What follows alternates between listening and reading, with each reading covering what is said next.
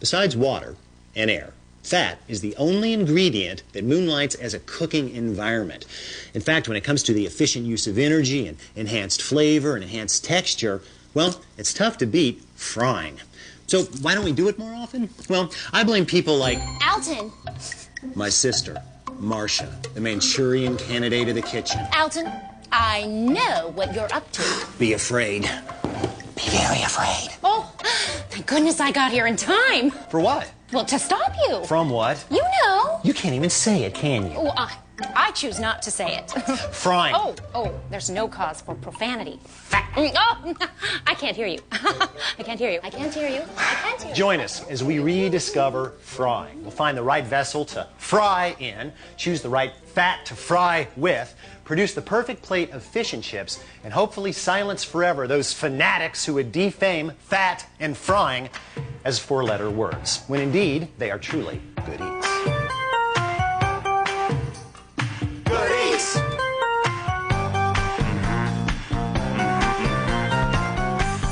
Frying is the perfect dry heat cooking method because hot fat can conduct heat to the entire surface area of a food at one time. It's like having a pan that can just wrap itself around food. And if it's done properly, very little of the fat is absorbed into the food. Now the trick is to understand which fat to use. And for that, we need a little lesson in fat composition. You see, all fat molecules, or triglycerides, are composed of 1 unit of glycerol, an alcohol derivative, and 3 fatty acids. It's kind of like this train.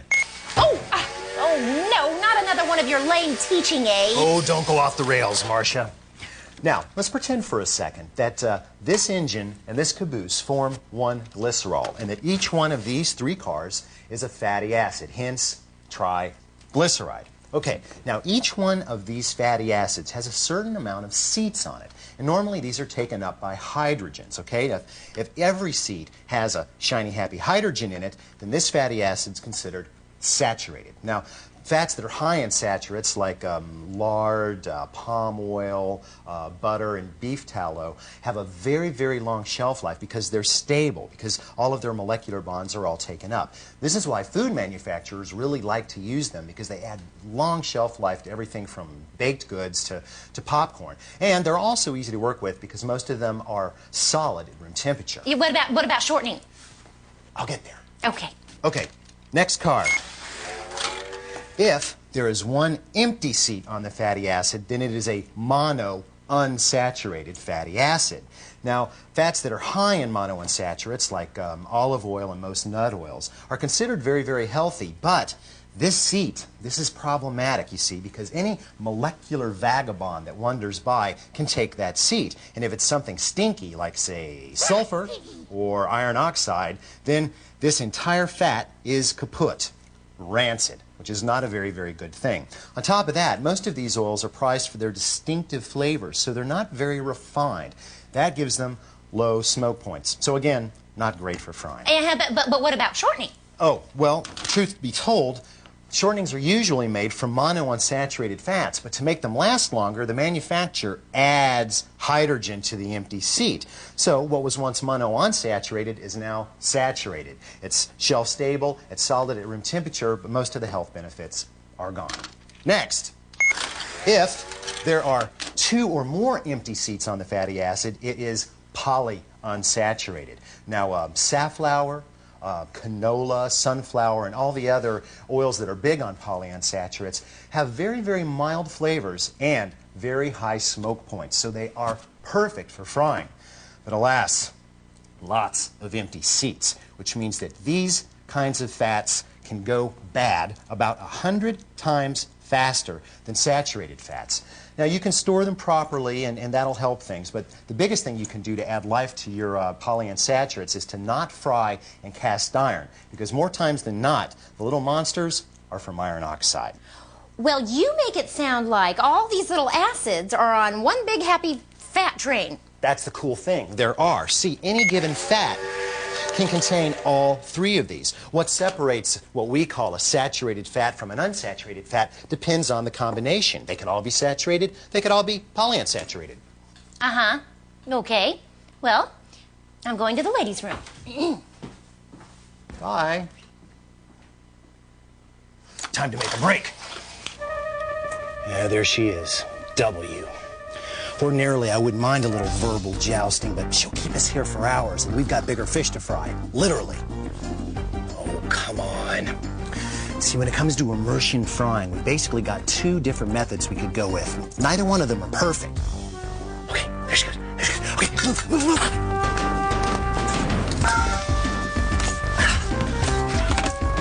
Okay, fry machines. Perfect for convenience and safety, okay? Convenient? Well, because when you've got the oil in there, you do your frying, you get done, you close the lid and you put it away. You'd be surprised how many different fries you can get out of one change of oil, but more on that later. Safety? Well, again, it fries with the lid closed and the steam vents out the top, so no splatters. And of course, the outside is cool touch, which is great if you've got small fry in the house. Small fry, son, it's a joke.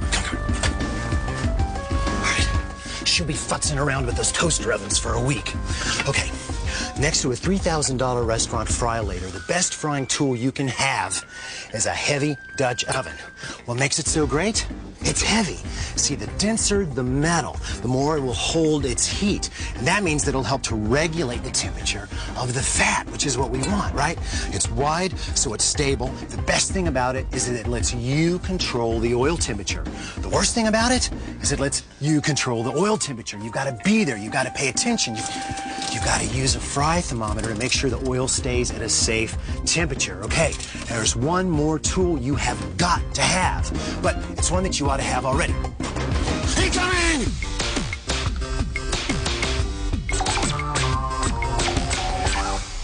So I'm going to start by filling my trusty Dutch oven to about 1.5 inches of the top with safflower oil.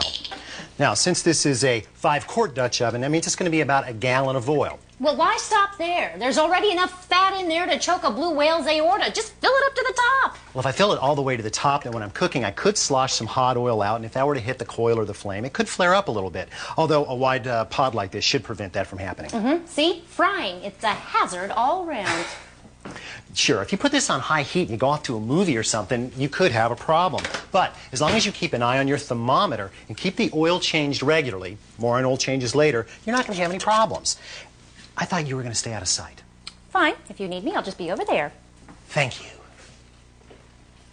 So, thermometer in place, oil in place. We're going to turn this up to high heat, but keep an eye on it because this amount of oil will get up to 300 degrees much quicker than an equal amount of water would even reach the boiling point. Now, other fry hardware. You're going to need a draining rig of some type. See, fried food has got to be allowed to drain thoroughly or else it's just going to get greasy. Now, I like to use a half sheet pan because it's got an edge and that kind of lets me recollect the oil later. And just a cake cooling sheet.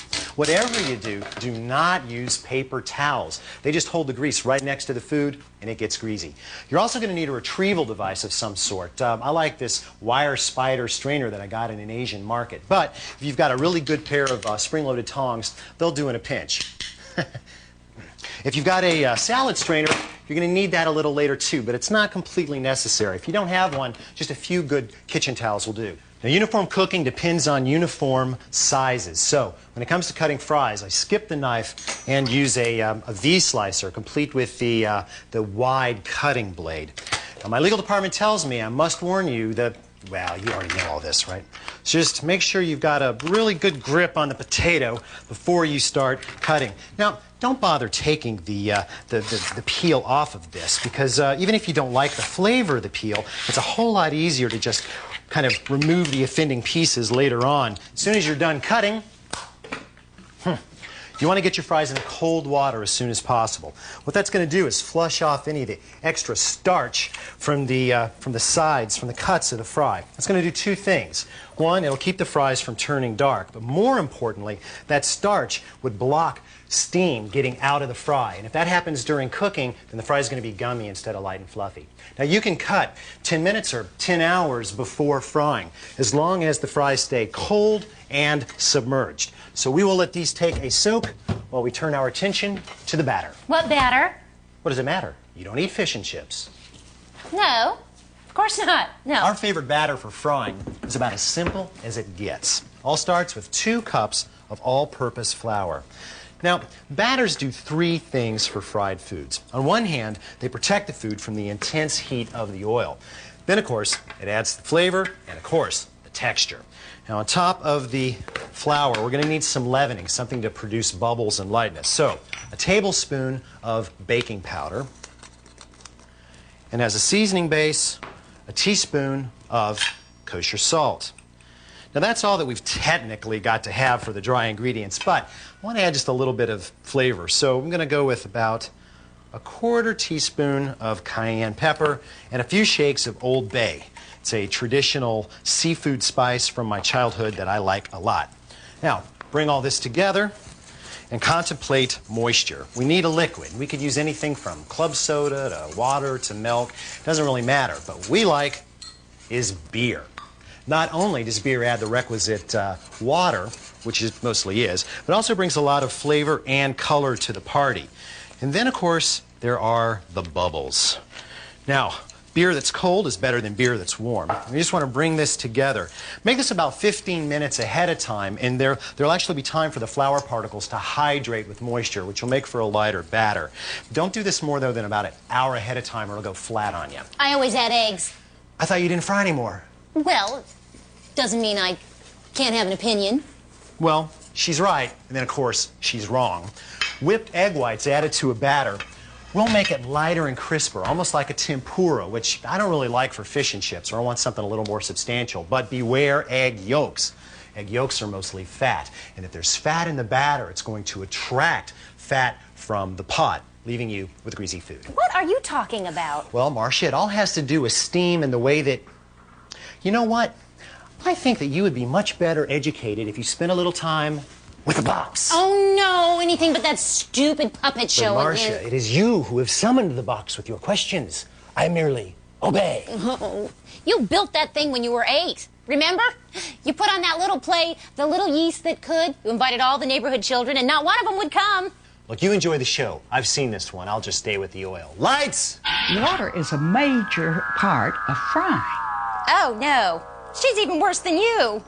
Take this French fry, for instance. When fries go into hot fat, there's a shh, and that's the water, the moisture in the fry turning to steam in the high temperature and pushing out. Now, as long as the steam is pushing out, there's no way the fat can go in. But the split second you run out of moisture in the food or in the batter, guess what? The fat literally gets sucked in.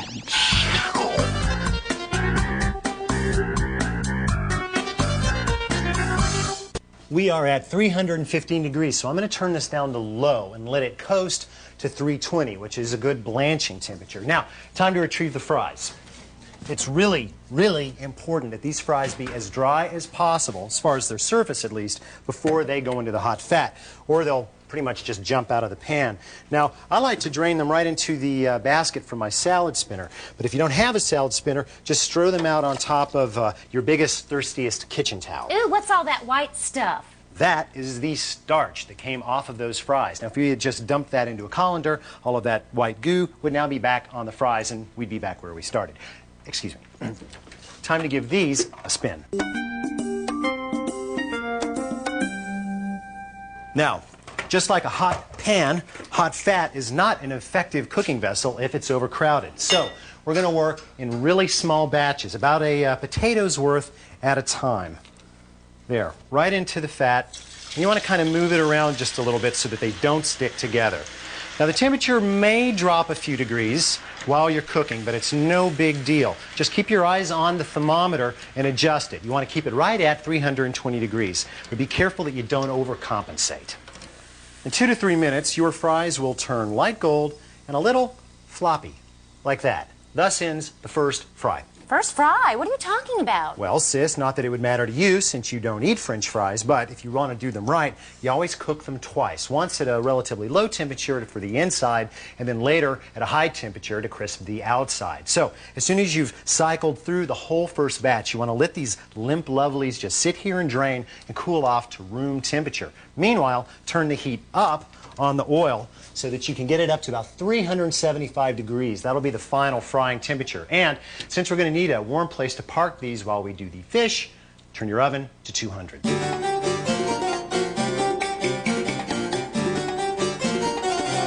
So after 2 to 3 minutes in 375-degree oil, what was once limp and pallid is now crisp and golden brown. I've always wanted to say that.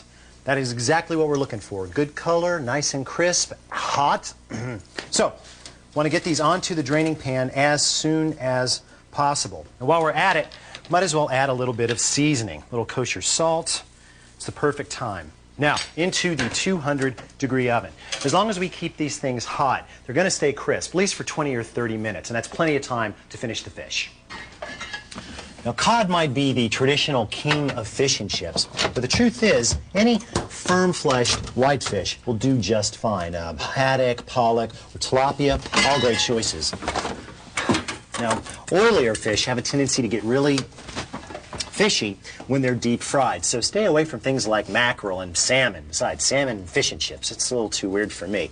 What I like to do is buy tilapia, and I usually buy it frozen. And when it's not quite thawed, I cut it into 1-ounce strips. Count on about 4 or 6 of these per person.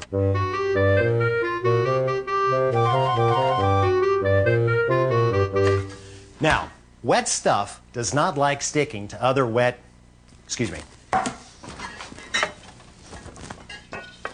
stuff. It's one of those universal axioms that keeps the galaxy from ripping itself to shred and dissolving into the void. That's funny. I could have sworn that was gravity. That's one of them, too. The point is that fish is meat, and meat is moist. It can't help it. It's its nature. And batter really just doesn't like meat very much. But if we put a dry surface on the meat, that's another matter. So, flour or cornstarch, which is my preference. We're just going to lightly dredge 4 pieces of fish in the cornstarch. Just toss it around. And one of the big keys is that you don't want too much, because if there's too much of a coating, when this goes into the batter, things will be ugly, because the batter will just fall right off. So, before it goes in, you want to shake off every extra bit that you can. Then just lay it right into the batter. Don't worry about getting your hand dirty. You're actually going to be glad you did in a couple of minutes. Now, the worst mistake you can make is just kind of dropping this in there. You want to slowly lower it so that the crust has a time to seal and not stick to the bottom of the pan or to the next piece of fish. Do not lay one piece of fish right on top of the other, or you will be sorely disappointed in the fish clot that results. Now, don't worry about oil splattering up on your hand, because you've got a glove on. Now, once they've been in for a moment and have had time to flip to the top, you're just going to want to wait and then roll them all over. Just use your spider or your tongs and just give them a little flip. Do that maybe twice during the next 2 minutes. In 3 minutes, this is all going to be over with. Then, after they drain and you eat, in about, an hour or so, the oil is going to be cool enough to strain and recycle for the next fry session. Wait a minute. You mean to tell me you're going to keep all that disgusting used oil? This is what I'm saying. Just like your car oil, your fryer oil will occasionally need to be changed. That's because each time you use it, the smoke point actually gets lower. And it picks up funny molecular business from the foods, and it just kind of starts breaking down. Now, mileage, of course, is going to vary depending on the fat you use and the items you fry. If you ever notice that the frying times are getting excessively long, if the color darkens significantly, if oil starts to smell funny, or if you ever see smoke, it's time for a change. After 2.5 minutes, our fish is golden, brown, and delicious. Or as they say in the restaurant trade, GB&D. Now, if you're not sure if it's done, crack open one end and just take a look at the fish. If it's not finished, though, don't drop everything back in the oil. The crust will just burn that way. Put it on a draining pan and get it into a 350-degree oven for 5 to 10 minutes until the fish finishes cooking. Now, I'm just going to serve this right on top of the fries, just like they do in jolly old England. It's a little bit hot, but if you move fast, it won't matter. There. Now, unfortunately, in England, they recently decided that using newspaper as fish and chip wrapping is a bad idea. So they outlawed it. Sad, sad day. But I figure when it comes to fish and chips, those guys know best. So I followed suit by switching over to parchment paper. Now, we've got a little malt vinegar, a little kosher salt. Gee, sis, you want to share? This is really good. Oh, no thanks. You go right ahead. You know, when we remeasure all the fat that we used, turns out there's only about 1.5 teaspoons in that whole basket. Isn't that nice? Okay, well, you know, I think I'm going to go check the mail. All right, I guess I'll just stay here and clean up that dreadful mess you made.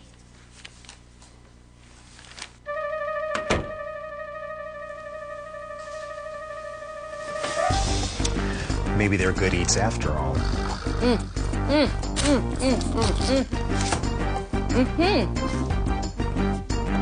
Mm.